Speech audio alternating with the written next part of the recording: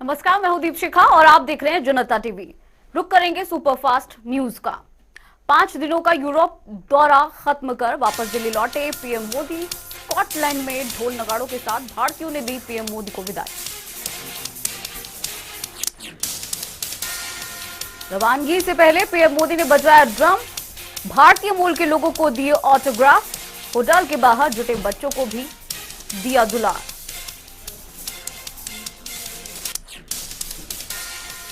Glasgow में renewable energy पर PM Modi ने दिया बड़ा संदेश। One sun one world one grid को बताया दुनिया के लिए जरूरी। बोले इसरो जल्द ही दुनिया को देगा सोलर कैलकुलेटर का तोहफा। वैक्सीनेशन को लेकर पीएम मोदी करेंगे समीक्षा बैठक। 40 जिलों के डीएम से वर्चुअली करेंगे बातचीत। राज्यों के मुख्यमंत्री भी इस बैठक में रहेंगे मौजूद। दिव्य दिवाली के लिए अयोध्या सज धज कर तैयार। शाम होते ही 12 लाख दीपों से जगमग होगी रामनगरी। मौजूद रहेंगे मुख्यमंत्री और राज्यपाल। जम्मू कश्मीर के आरएसपुरा में अंतर्राष्ट्रीय सीमा पर बीएसएफ जवानों ने मनाई दिवाली। देशभक्ति की धुन पर जमकर किया डांस। जवानों के साथ स्थानीय नागरिकों ने भी बढ़ चढ़कर लिया हिस्सा। दिवाली के मौके पर बीएसएफ जवानों ने चौकियों को किया दियों से जगमग। पटाखे जलाकर खुशी में झूमते नजर आए जवान। कैप्टन अमरिंदर ने ऑफिशियली तोड़ा कांग्रेस से रिश्ता। सोनिया गांधी को भेजा इस्तीफा। नई पार्टी के नाम का किया ऐलान। पंजाब लोक कांग्रेस पार्टी होगा नाम। विवाद के बीच पंजाब के सीएम रणजीत सिंह चन्नी और नवजोत सिंह सिद्धू पहुंचे देहरादून। पूर्व सीएम हरीश रावत से की मुलाकात। केदारनाथ धाम पहुंचकर भी की पूजा अर्चना। पूर्व पंजाब कांग्रेस प्रभारी हरीश रावत ने पंजाब कांग्रेस में ऑल इज वेल का दिया संदेश। पंजाब कांग्रेस में है अब सब कुछ ठीक। विधानसभा चुनाव में कांग्रेस की जीत का किया दावा। एनसीपी नेता नवाब मलिक ने देवेंद्र फडणवीस के आरोपों पर किया पलटवार। कहा वो दिवाली के बाद बम फोड़ने को कह रहे हैं। किसी माई के लाल में दम नहीं, मेरा अंडरवर्ल्ड से नाता जोड़े। नवाब मलिक ने कहा कि पूर्व सीएम देवेंद्र फडणवीस गृह मंत्री भी रह चुके हैं। अगर मेरे अंडरवर्ल्ड से कनेक्शन थे तो कार्रवाई क्यों नहीं की गई। नवाब मलिक ने देवेंद्र फडणवीस पर लगाया नया आरोप। चुलबुल के घर का किया जिक्र। कहा वहां की तस्वीरें जारी कर दूं तो मुंह दिखाने लायक नहीं रहेंगे फडणवीस। आर्यन खान ड्रग्स केस में नवाब मलिक के फिर से 18 करोड़ रुपए की डील का किया जिक्र। कहा समीर वानखेड़े रच रहे थे पूरा फर्जीवाड़ा। वानखेड़े पर लाखों रुपए के कपड़े पहनने का भी आरोप।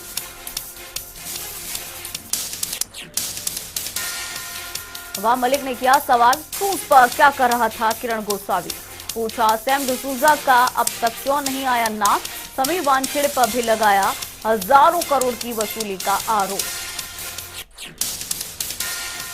नवाब मलिक ने एनसीबी पर लगाया बड़ा आरोप। खास मकसद से बॉलीवुड हस्तियों को बनाया जाता है निशाना। कुछ केस का न नतीजा निकला न केस बंद किए जाते।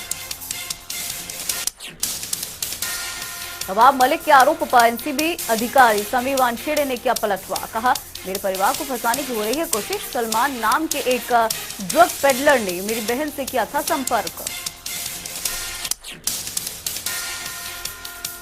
महंगे कपड़ों के आरोपों पर समीर वानखेड़े ने तोड़ी है चुप्पी। कहा नवाब मलिक को है उनके बारे में बहुत कम जानकारी। पहले अपनी जानकारी दुरुस्त करें Nawab Malik. Money laundering case में अनिल देशमुख पर कसा कानून का शिकंजा। 6 नवंबर तक ईडी की कस्टडी में भेजे गए हैं महाराष्ट्र के पूर्व गृह मंत्री। सोमवार को करीब 11 घंटे की पूछताछ के बाद से अनिल देशमुख की हुई गिरफ्तारी। 100 करोड़ रुपए की हफ्ता वसूली के आरोप में चल रहा है मामला।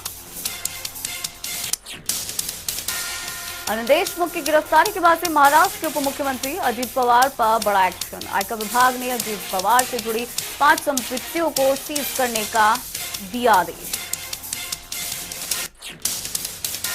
1000 करोड़ रुपए से ज्यादा की बताई जा रही है अजीत पवार की ये संपत्ति, इसमें महाराष्ट्र की 27 प्रॉपर्टीज, गोवा का 250 करोड़ का रिसोर्ट, 600 करोड़ की एक शुगर मिल है शामिल। बांदा जेल में बंद बाहुबली मुख्तार अंसारी से मिलने पहुंचे सुहेल देव। भारतीय समाजवादी पार्टी के अध्यक्ष ओम प्रकाश राजभर लौटते हुए पुलिस ने रोकी राजभर की गाड़ी। मुख्तार अंसारी से मुलाकात के बाद ओम प्रकाश राजभर का बयान, कहा विधानसभा चुनाव को लेकर करीब 1 घंटे तक हुई चर्चा, जहां से चाहे वहां से मुख्तार को लड़ाएंगे चुनाव। डेंगू को नियंत्रित करने के लिए केंद्र सरकार सख्त, सबसे ज्यादा प्रभावित 9 राज्यों और केंद्र शासित प्रदेशों में भेजी हाई लेवल टीम, बीमारी को नियंत्रण करने में करेगी मदद।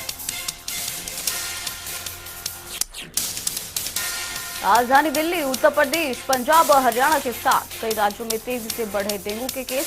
स्वास्थ्य मंत्री ने संक्रमण का पता लगाने के लिए जांच को बताया सबसे महत्वपूर्ण कदम। कोरोना महामारी और डेंगू के कहर के बीच अब दिल्ली में पैर पसार रहा स्वाइन फ्लू। बीते 60 दिन में 44 गुना बढ़ा संक्रमण, सरकार भी हुई पूरी तरह से अलर्ट। दिल्ली के अस्पतालों में तेजी से बढ़ रही स्वाइन फ्लू मरीजों की संख्या, हालांकि संक्रमण से नहीं हुई किसी की मौत। स्वाइन फ्लू और गंभीर सांस रोग के मरीजों के लक्षण हैं लगभग एक जैसे। दिल्ली एनसीआर में वायु की गुणवत्ता हुई बेहद ही खराब, आबो हवा में घुल रहा प्रदूषण, लोगों को सांस लेने में करना पड़ रहा है दिक्कत का सामना। 345 एक्यूआई के साथ राजधानी में बवाना सबसे ज्यादा प्रदूषित इलाका। अक्षरधाम मंदिर के पास भी दिखी प्रदूषण की सफेद चादर, घने स्मोक के बीच गाड़ियां आई रेंगती हुई नजर। ऑस्ट्रेलिया जाने वालों के लिए भारतीयों के लिए खुशखबरी, स्वदेशी टीके को वैक्सीन को मिली है हरी झंडी, बिना रोक टोक कर सकेंगी यात्रा। डब्ल्यूएचओ से भी कोवैक्सीन को जल्द मंजूरी मिलने की उम्मीद। अप्रैल में इमरजेंसी यूज लिस्टिंग के लिए कंपनी ने किया था आवेदन। भारत बायोटेक और आईसीएमआर ने मिलकर तैयार की है वैक्सीन।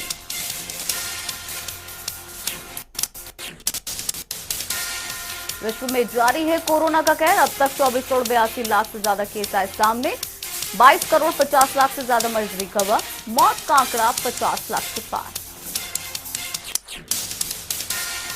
देश में 24 घंटे में 12,000 से ज्यादा नए केस, 11,000 से ज्यादा मरीज ठीक, एक दिन में 435 लोगों ने तोड़ा दम।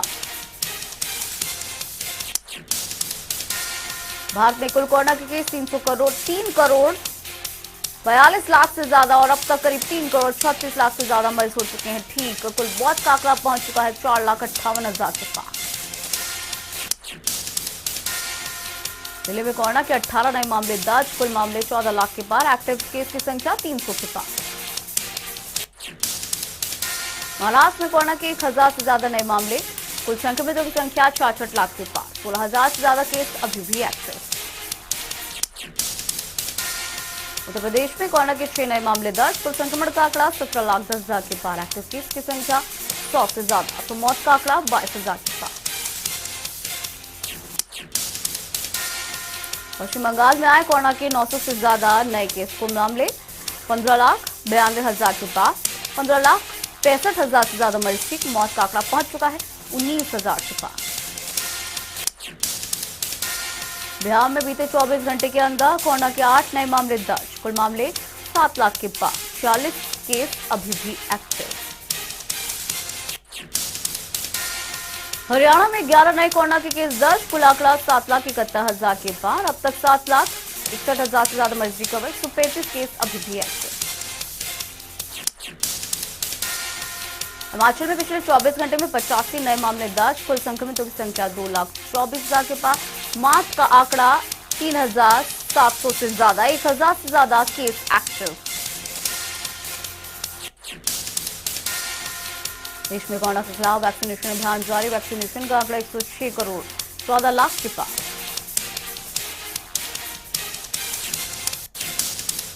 5 नवंबर को बाबा केदारनाथ दरबार में हाजिरी लगाने जाएंगे प्रधानमंत्री मोदी, श्री आदि शंकराचार्य की प्रतिमा का करेंगे अनावरण। पीएम मोदी केदारनाथ के लिए 400 करोड़ से ज्यादा की योजनाओं का भी करेंगे घोषणा। कार्यक्रमों में जुटने के लिए बीजेपी ने चारों धाम, 12 ज्योतिर्लिंग और प्रमुख मंदिरों के साधुओं को किया आमंत्रित।